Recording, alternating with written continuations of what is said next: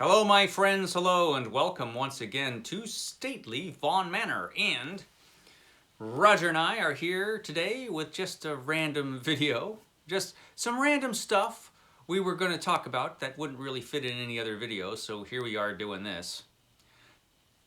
So, some random stuff today. First random thing is Roger's Cheap Old Book Club, which begins next month with Anthony Hope's Prisoner of Zenda, the first book in Roger's Cheap Old Book Club for February.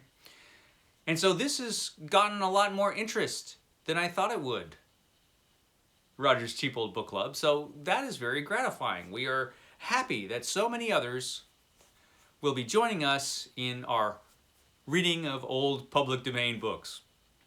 Of course, every book that Roger and I will be reading in our Cheap Old Book Club, Roger's Cheap Old Book Club, is available for free at Project Gutenberg.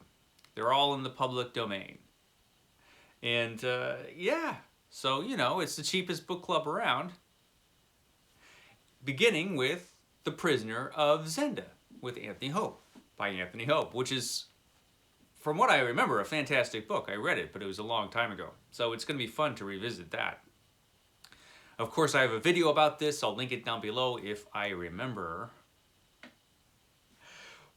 But yeah, and we have gotten a lot more, we've got a bigger response than I figured we would. I was pretty convinced that Roger and I would be the only one reading these books in our book club. It would be, a very small book club, I thought. But no, other people are interested, so that's fantastic. And I have gotten questions about how we're going to discuss these books, which apparently is something you do in a book club. Now, unfortunately, I didn't think too far ahead when I came up with this, and Roger, he wasn't much help. So I don't really know. So I've been thinking, how would that happen? I know other booktubers have a Discord. It's something called Discord, I believe. And I've been to a few of them. They're very nice, the ones I've been to. I've been to Plagued by Visions Discord and Criminales and Mike's Book Reviews. So, I've lurked around on the Discord. And they're all very nice and wonderfully done. But those channels are on top of things. And my channel is a disastrous mess. So I'm pretty sure that if I had a Discord, it would be a disastrous mess. But if you think that that would be a good way to go about talking about books in the book club, let me know. Maybe I'll attempt it. I'll give it a try. I'll give it a try. I'm not very technically savvy. The last actual computer I owned was a Commodore 64. I do everything on my phone. So let me know if you have any other ideas. Let me know, because Roger and I didn't think that far ahead. But it's going to be fun, and hopefully by the time February rolls around, which should be in about 5 minutes, we will have it figured out. We'll see. So yes, Roger's Cheap Old Book Club is the first thing. The second thing is I got a surprise book on my Kindle. It is In a Lonely Place by Carl Edward Wagner. I forgot that I ordered this. I pre-ordered this a while ago. And finally, the great Carl Edward Wagner, who wrote fantastic fantasy and horror fiction, finally his books are being reprinted, and this one just showed up on my Kindle. I did pre-order this a while ago, and at the time that I pre-ordered it, it was only the ebook was available at the time for pre-order. For some reason, the print edition wasn't available at the time I pre-ordered it. And then the 500 book challenge happened, the challenge where I'm reading 500 books that I already own before I buy any new ones. Then that happened, and I couldn't pre-order the physical copies, or a physical copy, because I think it's available both in hardcover and paperback right now. And I highly recommend anything by Carl Edward Wagner usually, and this one was one of his more popular books. I've never actually read it. I've read some of the stories in it, but I've never owned a physical copy of this because it's always been so hard to get. So it was exciting to get this on the Kindle. So I'm going to be reading this really, really soon. Really, really soon I'll be reading it. Because I've been looking forward to reading it for what? Ever. So yeah, so there's that. Next thing does have to do with the 500 book challenge and the Astounding Science Fiction Project. The Astounding Science Fiction Project. The project where I read every month an issue of Astounding from 1951, and it'll probably continue into next year, and then I'll be reading every issue of Astounding from 1952. So, what's going on with the Astounding Science Fiction Project? And what does that have to do with the 500 Books Project? Well, I was originally going to count these as part of the 500 Book Project. I was going to count them each as a book because I figured there's enough text in here to count as a book, but that has changed. I'm no longer going to be counting these as books. There's a couple reasons for that. First of all, I couldn't count this one anyway because this one has a big chunk of this magazine. This is January 1951, which I read over the weekend. So a big chunk of this magazine is the end of a serial for L. Sprague de Camp's The Hand of Zay, The Hand of Zay, which I read not too long ago. It was the first book I read for the 500 book challenge, actually, was The Hand of Zay by L. Sprague de Camp. So this reprints that, and it does have some great illustrations for that story in here, which are just fantastic. But I didn't reread it because I literally just read it. So I didn't reread that part of the serial. So technically I didn't read the whole magazine. So, there's that. Also, at this particular time, apparently, the editor, John W. Campbell Jr., was really, really into Dianetics, the pseudoscience nonsense that is Dianetics. He was really into it at the time. So, as you can see from the back advertisement. Now, in this magazine, L. Ron Hubbard has a 25-page article. A 25-page article. It goes on and on forever.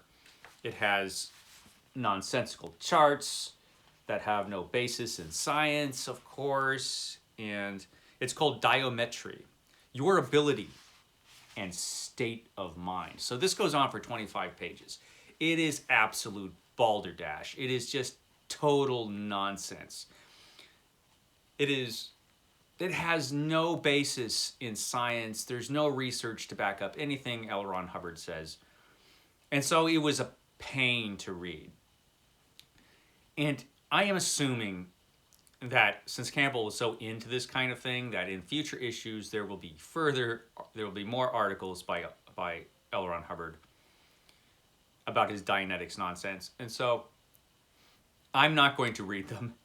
I'm going to be like the actual readers of 1951 and 52 and skip those and just read the good stuff. Because there's no way I'm sitting through another article by L. Ron Hubbard. Frankly, I've never read anything by L. Ron Hubbard that was worth reading.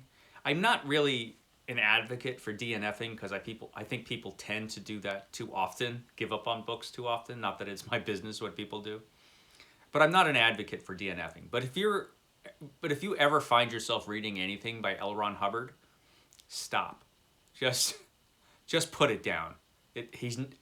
I'm pretty certain he's never written anything worth reading because I've wasted some time on L. Ron Hubbard, and boy does he not deserve it. So yeah, there's that. For any future issue that has his nonsense in it, I'm just going to skip that. Now the short stories in this were dynamite, and I'll be talking about those in my weekend reading report.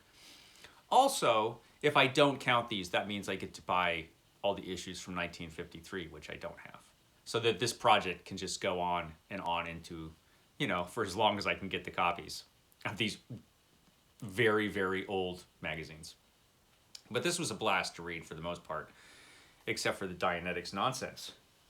So there's that. Also, people have been inquiring about the Stephen King project because I put this on hold for a while. Not really deliberately. I just been reading other stuff and have been really busy. And I think the last thing the last thing I read for the Stephen King project was Creepshow, which was a comic book. The comic book adaptation of Stephen King's screenplay that was made into the very entertaining film Creepshow. He wrote the comic book with Bernie Wrightson. And so that's the last thing I read for the Stephen King project. And so now I'm going to be reading different seasons. I don't know that I'll be able to start this month. I might be able to. But it's probably going to be February when I start this. And then I'm going to try to get back in the groove with reading Stephen King. Because I did spin the wheel all those many videos ago, and I ended up with Stephen King to read every book by. That was a long time ago, it seems like now. That was a while ago. I don't think you were even making videos with me at the time, Roger. He was camera shy at the time. But yeah, I did spin a wheel to find out which author I was going to read every book by, and it was Stephen King. So I got to get back on that. So there's that. As far as books by booktubers, every month I try to read one of those too. And so in February, it's going to be this one, Monster Huntress by our pal, David Wiley. There's the magnificent David Wiley there in his stunning author photo. So I've read some stuff by David Wiley before and it was good. So I'm really looking forward to reading Monster Huntress. In February, for my February Booktuber book, I will link David's channel down below because David Wiley is awesome. And you should all watch David Wiley. There is a future comic book video that I'm going to be making, but it's going to require some rereading because it's been a while since I've read this stuff.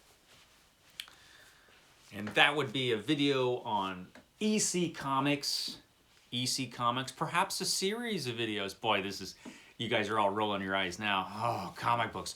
But let me tell you, EC Comics was the greatest comic book company that ever existed. Their horror, crime, and science fiction comics were fantastic. I'm not going to make this part of my Epic Comic Book Wednesdays just because Steve Donahue, who I do these videos with, hates EC Comics. I know he does. Because it's not Superboy. But,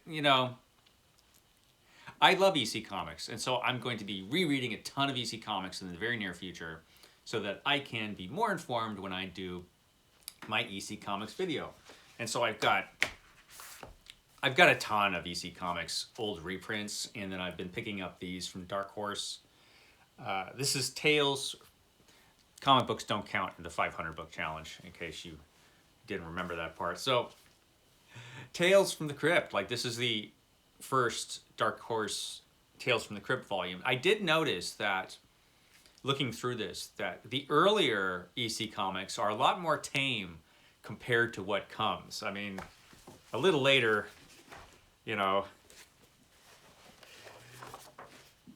we get stuff like this where we have people playing baseball with body parts. So they get a lot more graphic later on. EC Comics do. This is my giant EC Comics book. So I have a lot of stuff on EC Comics. One thing that I probably will be doing or talking about on Epic Comic Book Wednesdays is an overview of the entire Conan the Barbarian series, and probably Marvel's entire original run of Conan, just kind of like an overview, because to kind of celebrate the fact that Marvel Comics, with this omnibus, this is Conan the Barbarian Omnibus Volume 10, has managed to reprint every single issue of Conan the Barbarian.